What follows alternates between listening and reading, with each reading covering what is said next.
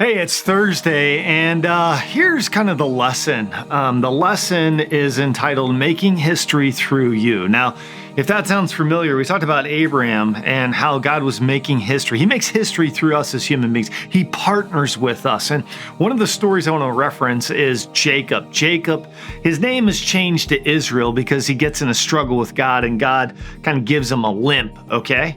Now, Jacob has 12 sons.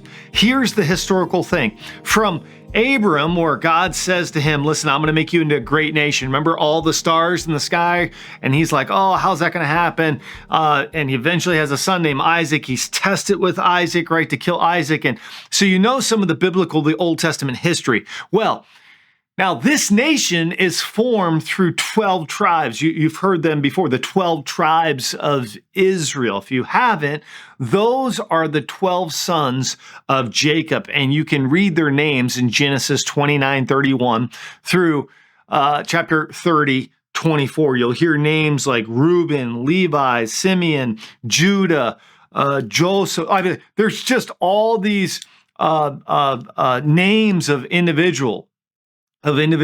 And I think this is really important because once again, God is engaging and he's making history through you and me. And so from a very practical parenting perspective, you never know the legacy of your kids and your grandkids and your great-grandkids. It all can start as you continue to have trusting obedience to who God is and him allowing history and his power and his love to pass through you. Here's my challenge today. I want you to pray for your kids. I want you to pray, God, you know, God, their story. You know the plan that you have for them.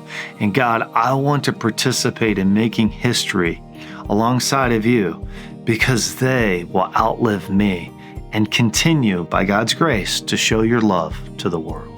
All right, I love you, and I'll see you tomorrow on The Daily Dose.